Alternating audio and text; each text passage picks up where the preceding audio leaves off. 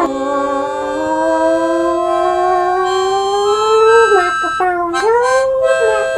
Joe, what they'll talk about, nobody knows. Microphone Joe's show. That was awful. Oh my god, what the hell did we just watch? Alright, so last week we watched the holiday special, and that was awful in the sense that it was really, really fucking bad. But this, the main character was meh, and that describes the whole fucking This movie should have been called the Meh Movie. I was bored out of my mind. Oh my god, like, even the jokes that they tried to make were meh. They were embarrassing, a lot of them. Like, the only decent ones were the poop jokes, and mainly that's because of Patrick Stewart. Why was Patrick Stewart in this hot piece of shit? Yeah, seriously. Oh my god, that was just terrible. This was awful. Alright, so we're the Microphone Joes. This is the Microphone Joe's shit show, and we just watched a piece of shit. The Emoji Movie. It took us 3 beers to get through it. Yeah, which right there is 3 beers out of 6. That's 50-50. That is basically prototypical meh territory. Yeah, it is. It's very meh. This is for children. Yeah.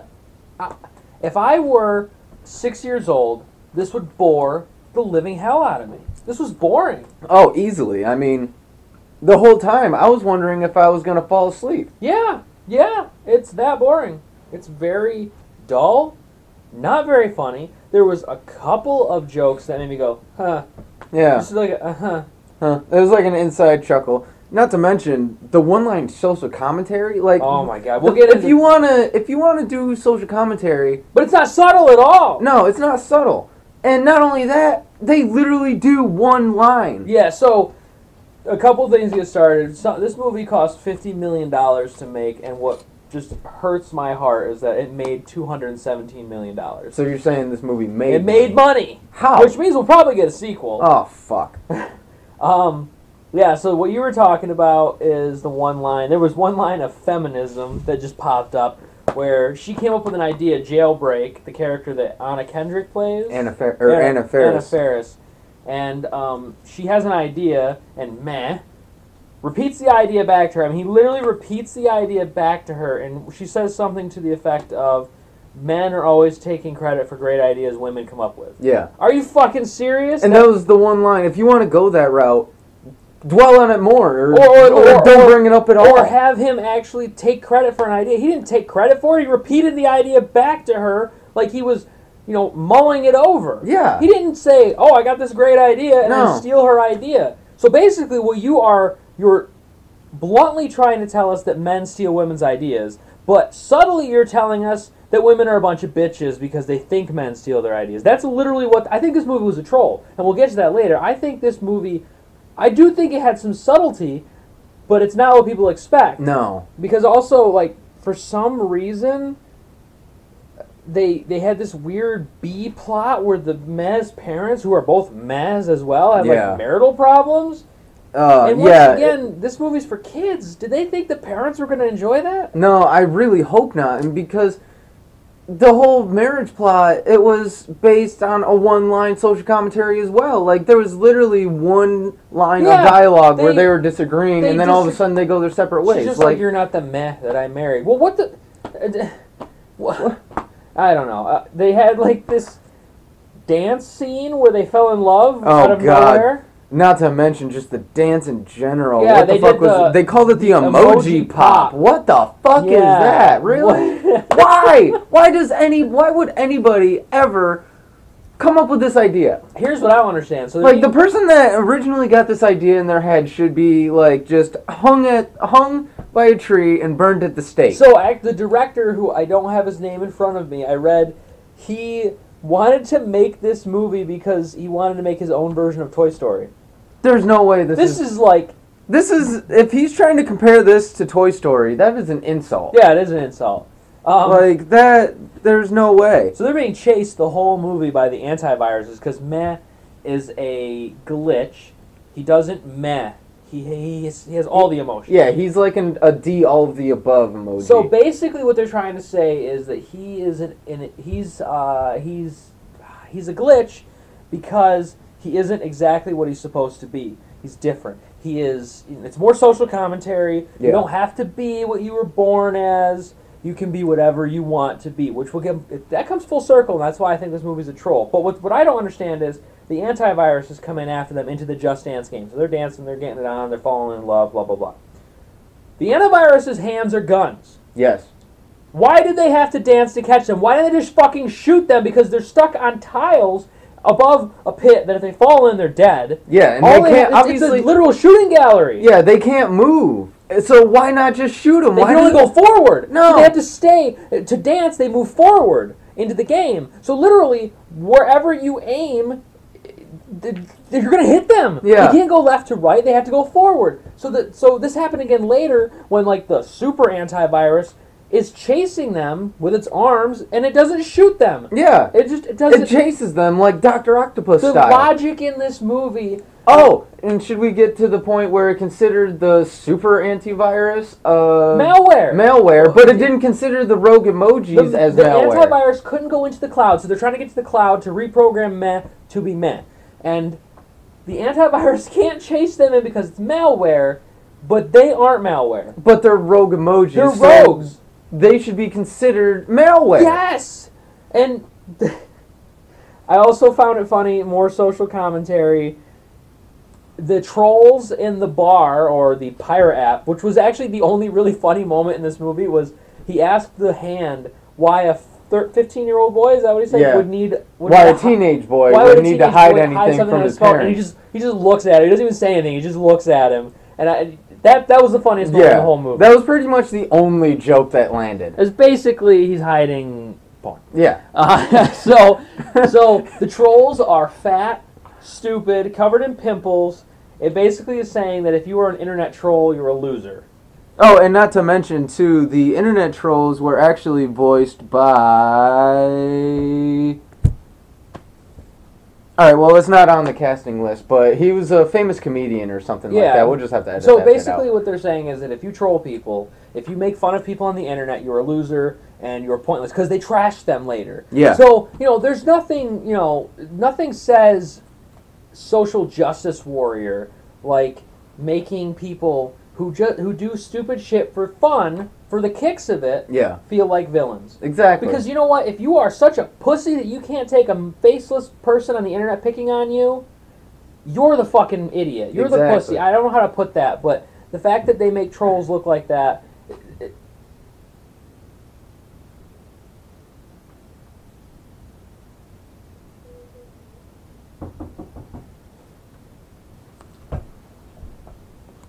Alright, sorry about that, folks. Just had some tubby little kids come try and sell us chocolate. I don't think they probably had any because they probably been eating it all. Yeah, that was a definite, Hansel and Gretel for You're right!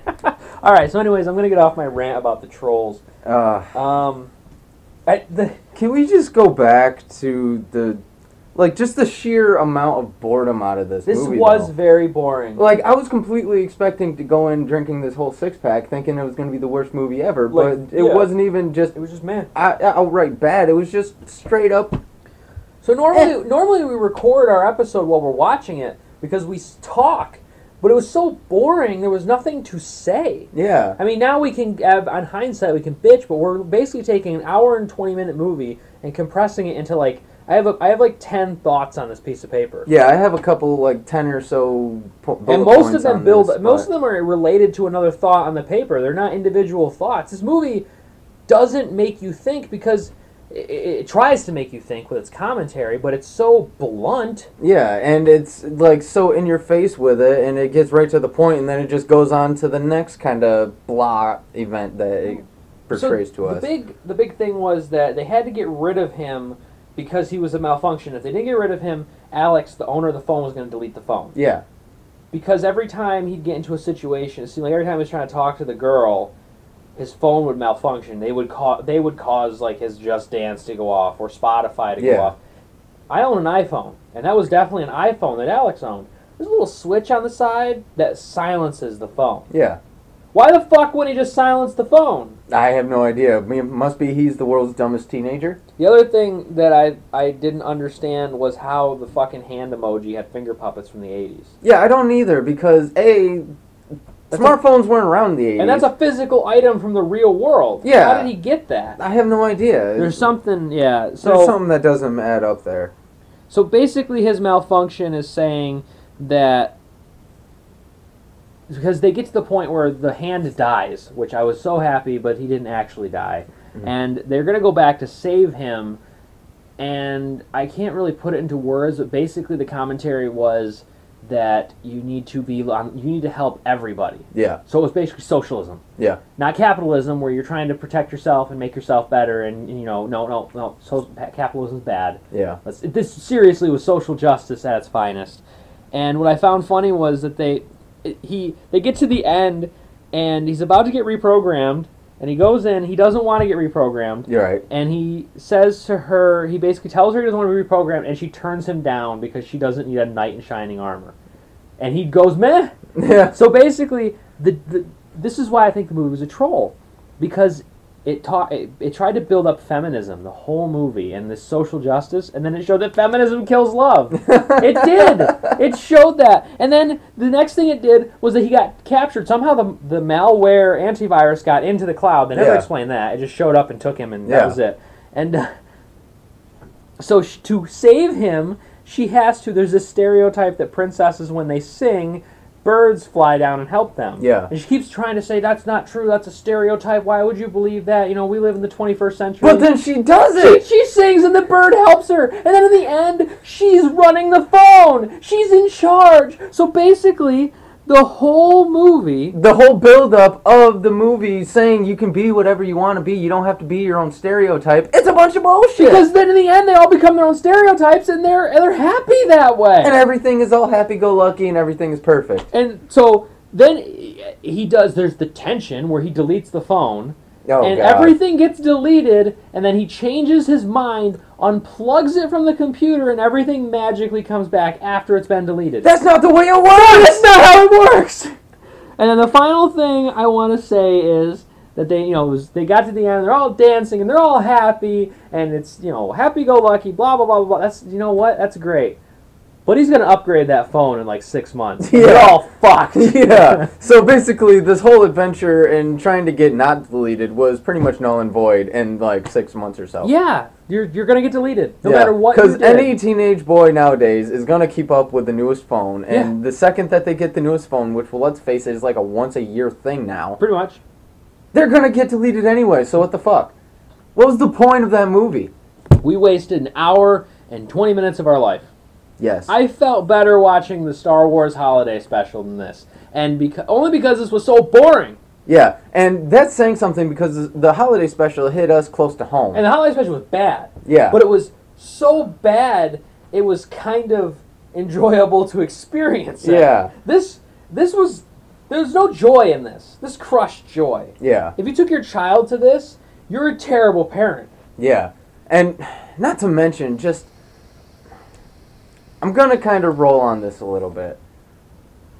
The whole social capitalism thing about this, you know what I mean? Like it's like an hour and a half long advertisement. Yeah. Essentially, to teenagers, and being its own stereotype saying all teenagers are like this. What? Yeah, it does. It tries to break stereotypes. The whole movie say stereotypes are bad, but this movie is built to sell to stereotypes. Exactly. What apps? They Candy Crush. There was Just Dance. There was Spotify. There was YouTube. Okay, that was the other good joke.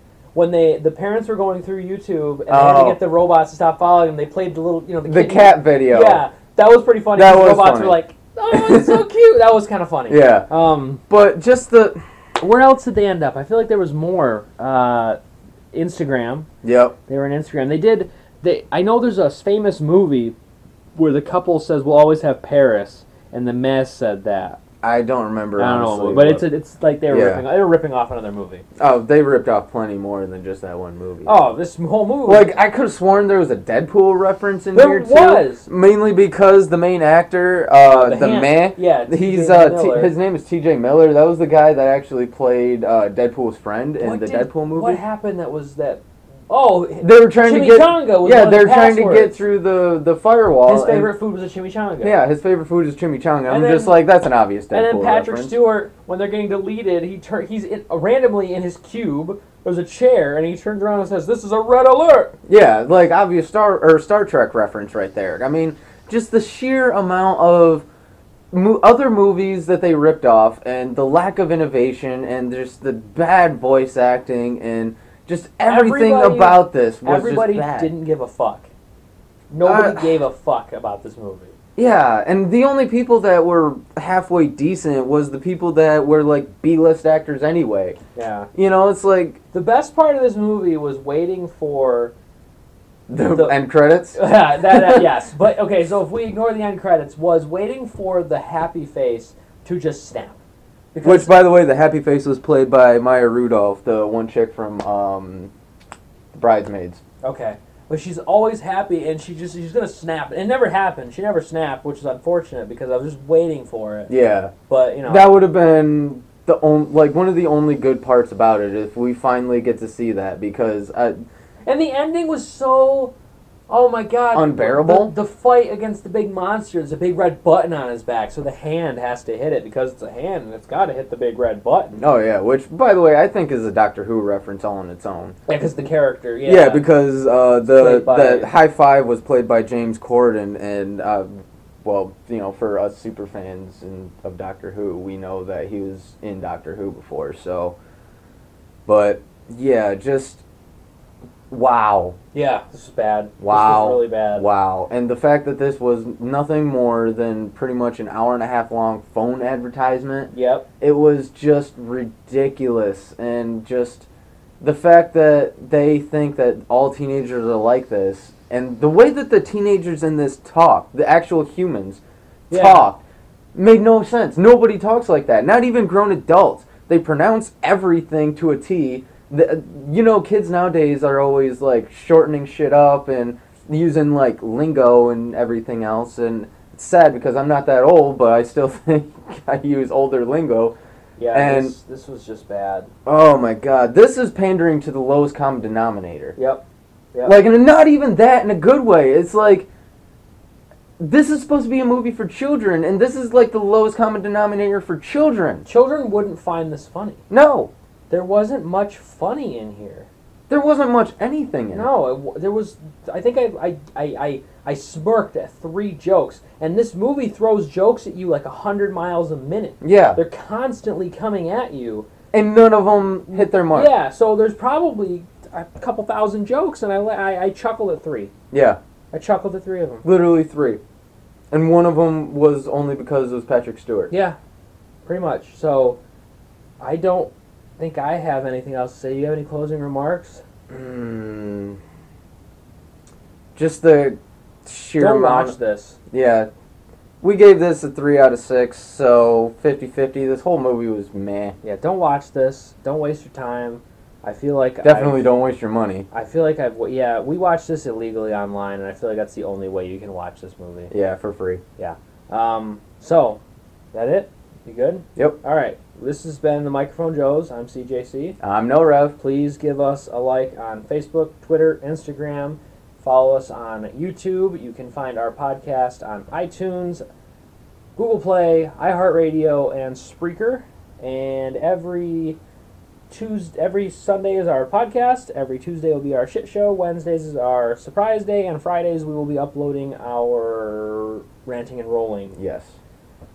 So with that being said, Microphone Joe signing off. Stay average, my friends.